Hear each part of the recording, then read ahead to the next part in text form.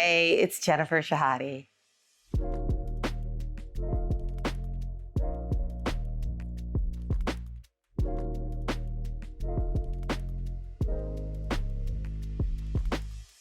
Wow, when I was a kid, I learned chess from my father and my brother. I'm from a big chess family. My brother's an international master, the founder of the Pro Chess League, and my dad's a FIDE master and a multi-state champion.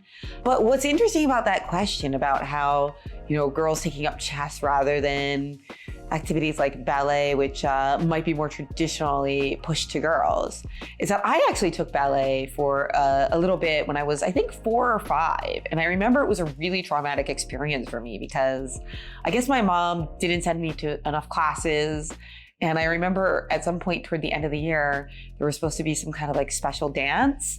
And all of the other girls had these gorgeous tutus. They were so beautiful. I still remember the colors, like hot pink, like canary yellow. And there was nothing for me. And the teacher explained, I guess, that it was because I hadn't come to enough classes or I wasn't good enough. I was like 5 years old and I remember leaving the class and like I must have cried and I never went back, never again. So after that, it was clear that chess was going to be in my future.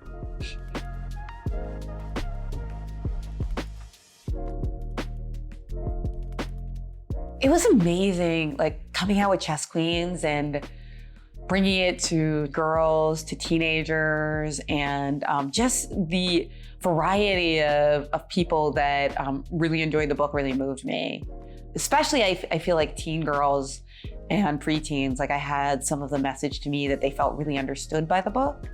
And that was really powerful. Like there's definitely some adult content in the book. So I think that like really in that age range of like teenager, it's a great book for them to read, to like see that kind of like bridge to being a female chess player as an adult, and some of the fun things about it, like traveling the world and meeting friends from all over the world, and also some of the dangers and pitfalls, like the harassment or the sexism in people who think that women can't be as good at chess as men.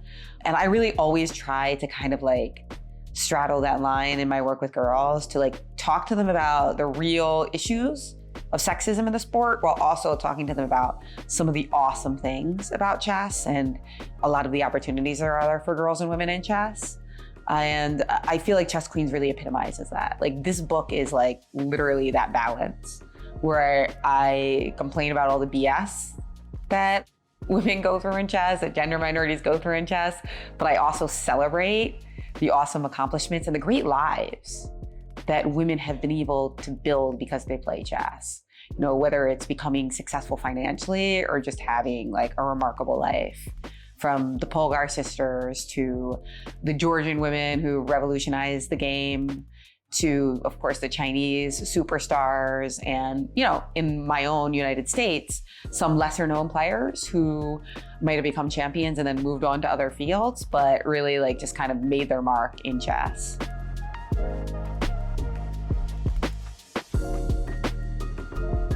I remember that day, it was unreal. I definitely felt like I was walking on air. Yeah, it was like such a beautiful feeling because I won the first championship that was actually combining women and men into the same section. So in addition to winning the title and the money, which I really needed, it was like something like $9,500, but I was like a college student at the time, and like literally that was like all the money I had in my bank account after cashing that check. So that was really cool. And then also I got an IM norm. So it was like a little bit of everything. Yeah, I definitely enjoyed growing up in a chess family, although it was actually intimidating at first.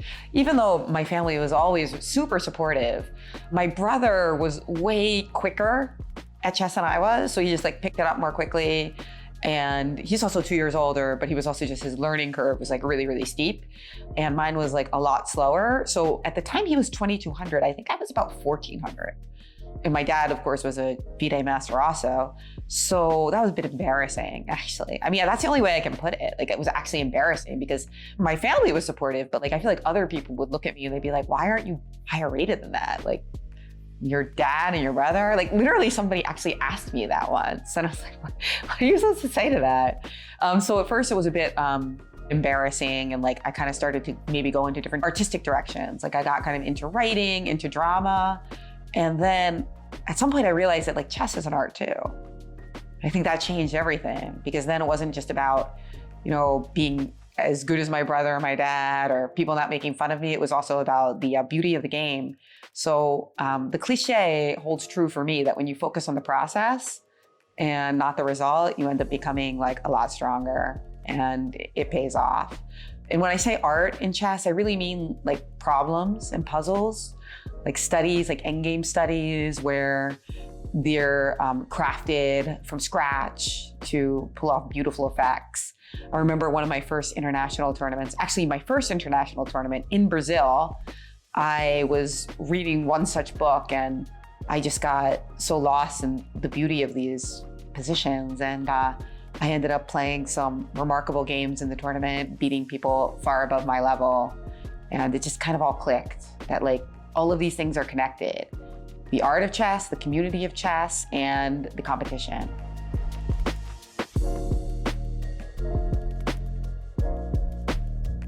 Yeah, there are a few. I mean, one for sure is interviewing the Holocaust survivor in 1956, French women's chess champion Isabelle Choco.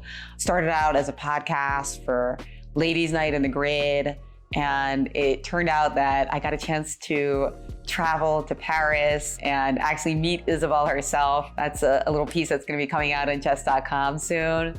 That was just magical. I mean, I'm Jewish, and seeing the rise of anti-Semitism is really disturbing. And to be able to talk to somebody who was almost slaughtered in one of the worst atrocities of all time, but is still living 80 years later, and really not just living, but thriving, like providing so much inspiration to everyone around the world. I mean, it's a magical moment. Like this is like one of the reasons why we play chess and why we create art, for moments like that. So I feel really lucky to have met Isabelle and thankful for that. Also, another moment that really stands out for me was when Judith Polgar visited my US Chess Girls Club. We had hundreds of girls there from all over the world. In fact, we had girls from Kenya, we had girls from, obviously the United States, from Colombia, and we also had adult women there as well. So it was a huge turnout, and Judith was just so charming and brilliant in her answers. In particular, I noticed that a lot of girls asked her similar questions on a variation of like, what do you do if your confidence is shattered? What do you do if you lose a few games in a row? If you're scared, if you don't know what to do? And it's funny because Judith's like reply was so striking to me, because she was just like, oh man, these questions are tough for me because I've always been so confident. And she did manage to reply, but it was interesting to me to see that was a bit of a struggle for her, because she has always had that confidence that she was great. She hasn't suffered from imposter syndrome. And I think that's a big secret to her success, and just a reminder of how important confidence is to becoming the best chess player that you can be.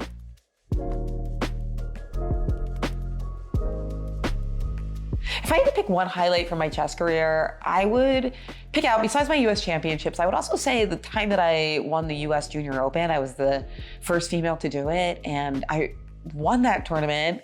And I played in it because I really wanted to play the US Junior Championship with the best junior players in the country. And my rating wasn't quite there, but it really meant a lot to me. I wanted to be like in that tournament, I wanted to win.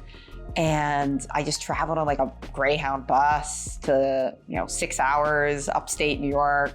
And it's just like setting yourself a goal and then going through and achieving it and doing it by yourself, even when like it seems a little weird. That has certainly become a pattern in my life.